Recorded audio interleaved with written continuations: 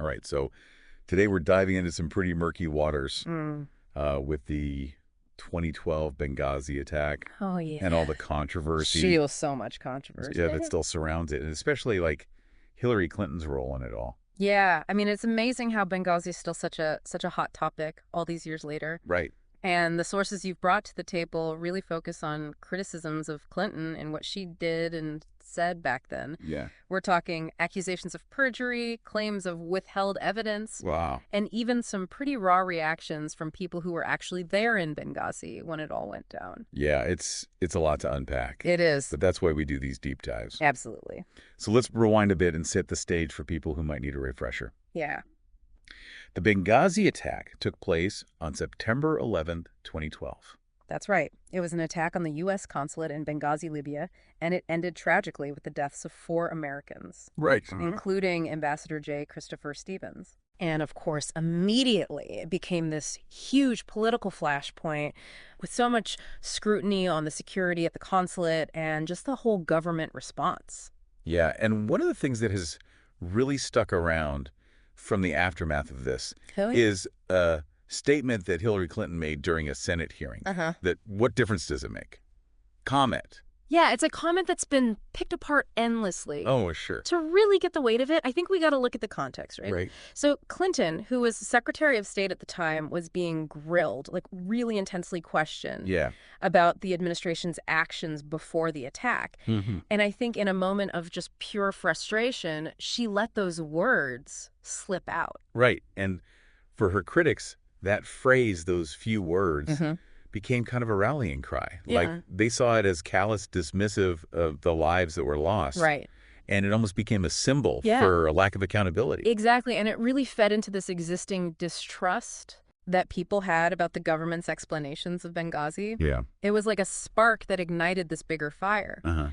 Even to this day, so many people see that comment as evidence of a lack of accountability, of disregarding how serious the situation was. Yeah, and that leads us to another piece of the puzzle. Okay. The lawsuit from Judicial Watch. Oh, right. This conservative watchdog group. Yeah. They actually took the State Department to court. Wow. To get information about Clinton's private email server and how she handled the whole Benghazi thing. Yeah, this lawsuit became more than just a legal proceeding. It was like this platform for some serious accusations to be thrown around. Yeah. I mean, Judge Royce Lamberth, the judge on the case, he went so far as to say that career State Department officials lied under oath, signed false affidavits, all to throw the lawsuit off track. When you have a federal judge saying that kind of stuff, you know, things are serious. Yeah, those are strong words for sure. Absolutely. What are the implications of accusations like that? Well, I think it casts a really dark shadow over how the State Department handled the whole Benghazi situation. Right. I mean, if officials were willing to lie under oath, like Judge Lamberth said, what else could they be hiding? Right. It goes beyond just incompetence. It hints at a possible attempt to cover up stuff that could be damaging. Yeah, and then to make things even more suspicious, Judge Lamberth was shocked when he found out that Cheryl Mills had been granted immunity by the FBI. Right. Mills was Clinton's chief of staff when she was Secretary of State. A really key figure in the whole email server controversy. What makes this even more interesting is that Judge Lamberth, in a separate case, had actually found that Mills had committed perjury. Wow. So the fact that the FBI gave her immunity in this Benghazi investigation raised a lot of eyebrows. Right. So you have a judge who believes that this key witness in this investigation has lied under oath before, and now she's given immunity. It's almost like it just feeds into that suspicion. That there were these attempts to protect Clinton and those close to her. Yeah, it doesn't look good. It makes it seem like there's one set of rules for the powerful and another for everyone else. Yeah, and while these sources are really focused on the criticisms against Clinton and her actions, I think it's really important to consider what the people who are actually impacted by this attack. Oh, absolutely. Were through. We can get so caught up in the political back and forth, but we forget about the human cost of this event. Yeah. And one source that brings that home is the testimony of Chris Parenteau, a security contractor who survived the attack. Yeah. He's been very vocal in his criticism of Clinton, especially when she posted that tweet defending another ambassador. Yeah, it seems like that tweet really struck a nerve with him. It did. What was it about that tweet that got such a strong reaction? I think for Paranto, it felt like a punch in the gut, a deep betrayal. He saw her publicly defending this other ambassador while feeling like he and his comrades in Benghazi had been completely abandoned. Yeah. It was this visceral reaction fueled by the trauma of what he went through and this feeling that his sacrifice was being ignored for political gain. His words really highlight that human cost of the attack. They do. It's a reminder of how deep those wounds are. Yeah. The pain and the anger felt by the people who survived that night. And that need for answers, for someone to be held accountable. Yeah. They risked their lives, and tragically, some lost them. And now they're left feeling let down. Right. Like the truth is being hidden from them. Yeah, and this question of accountability, or this sense that it's missing, leads us to another big development. The revocation of Hillary Clinton's top-secret security clearance in 2018. Yeah, that was a direct result of her using a private email server while she was Secretary of State. Right. The State Department ultimately decided that her handling of classified information was negligent. And the consequence was that her clearance, along with the clearances of 5 of her associates, including Cheryl Mills, was revoked. Wow, so that was a big deal. It was. It showed that even someone as high-ranking as a former Secretary of State isn't above the rules when it comes to sensitive information. Absolutely. It sent a powerful message about how seriously we take the mishandling of classified material. Right. The decision to revoke Clinton's clearance, even though it was controversial, reinforces the idea that there are consequences for these actions, no matter your position or your political status. You just can't get away with that. It's just not acceptable. And so it feels like we're peeling back the layers of an onion here. It does. And with each layer, the questions just get more complicated. Yeah, it's like trying to put together a puzzle where some pieces are missing and others might have been, deliberately changed. Right. The Benghazi attack was instantly politicized. Yeah. And that brought with it all these competing narratives. Right. Partisan fighting and just a ton of confusion around the facts. So how do we as informed citizens try to cut through all that? How do we sift through all this information and figure out what really happened and who, if anyone, should be held accountable? It takes effort, It requires a critical eye. We have to be willing to question everything, challenge our own assumptions, and just approach information with a healthy dose of skepticism. Right. In a world where we're bombarded with information and everyone seems to have an agenda, developing those critical thinking skills is more crucial now than ever. One thing that's really been sticking with me is that when Judge Lamberth made those accusations about lying and cover-ups, he was pointing the finger at career State Department officials. Right. Not at Clinton herself. It's an important distinction. Yeah. It suggests that maybe we're not just looking at a few rogue individuals trying to protect their boss. It raises the possibility that there is a broader effort within the State Department to protect the institution itself, to safeguard its reputation, even if it meant hiding the truth. So then the question becomes, were these individuals acting on their own? Right. Or was there some kind of coordinated strategy to obstruct the investigation? Yeah. And if so, who was in charge? Those are the million-dollar questions. Right. And unfortunately, they might not have simple answers. Right. This isn't a movie where everything gets neatly wrapped up in the end. Yeah. We might never know the full extent of what happened behind closed doors. It's a bit unsettling, honestly. Yes, it is. It makes you realize that even with all the technology and interconnectedness we have today, there are still secrets out there. Yeah. Things that just defy easy explanation. It definitely underscores the need for transparency and accountability in government. Right. Even a hint of information being manipulated or withheld erodes public trust. Yeah. And that erosion has consequences. And it goes beyond just one event or one administration. Absolutely. That lack of trust can spread and make it even harder to address complex issues. It does. To find common ground. Yeah, it fuels cynicism and polarization. Right. It makes constructive dialogue nearly impossible. Right. And finding solutions to the problems we face as a society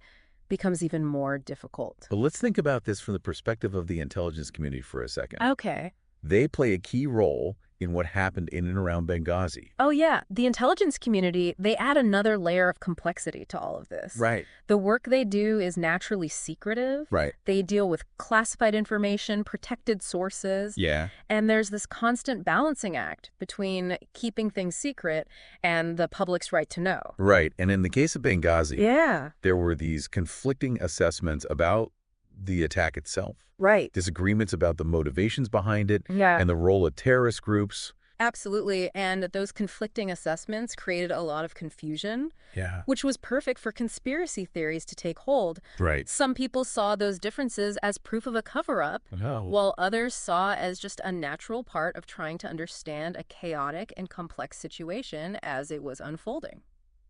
So it seems like we're back to that same question we were talking about earlier. Yeah. How do we separate fact from fiction when so much is hidden?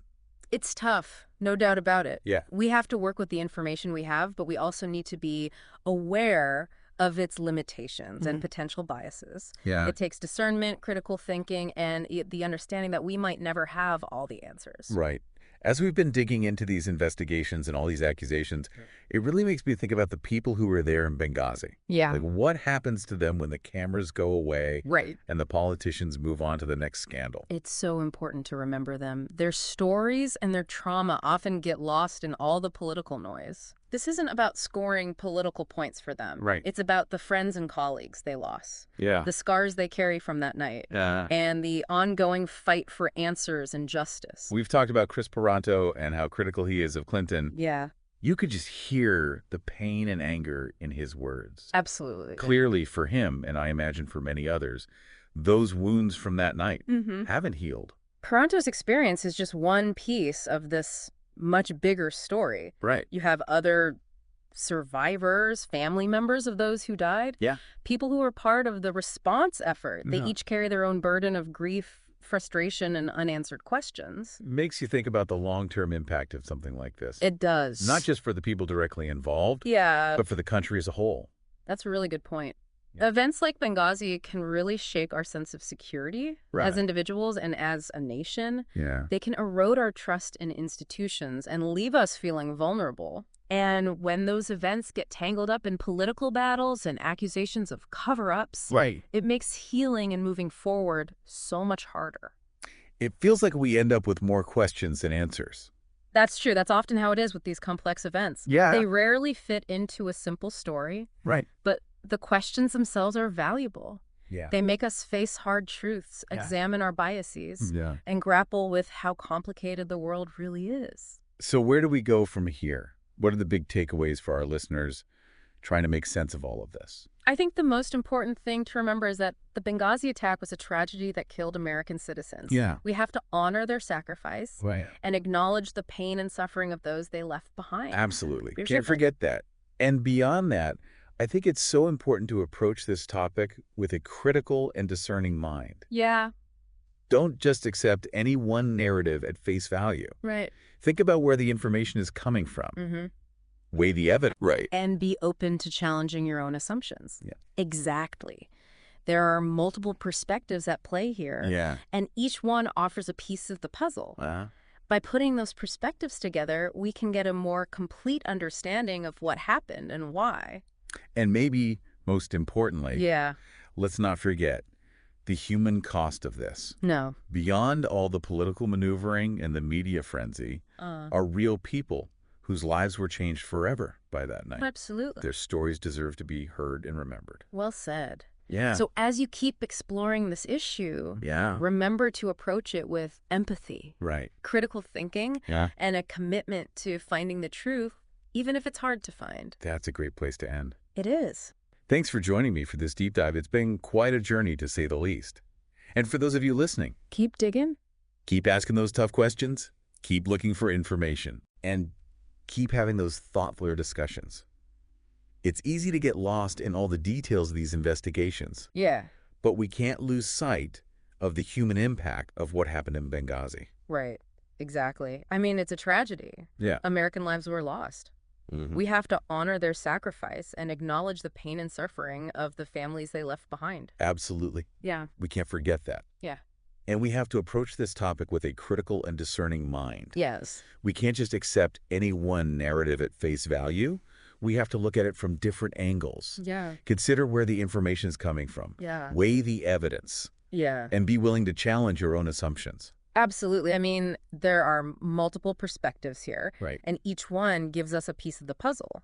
It's by putting those perspectives together that we can really understand what happened. Yeah. And probably most importantly, we can't forget the human cost of this event. Right. You know, beyond all the political maneuvering and the media frenzy, there are real people whose lives were changed forever by that night. Absolutely. Their stories are important and need to be remembered. Well said. So, as you continue to learn about this complex and controversial issue, approach it with empathy, critical thinking, and a real desire to find the truth, even if it's hard to find. That's a great point to end on. Yeah, I think so. Thanks for joining me for this deep dive. It's been a journey. It has. And for those of you listening, keep asking those tough questions, keep searching for information, and keep having thoughtful conversations. Absolutely. Keep digging. And that wraps up this episode of The Deep Dive.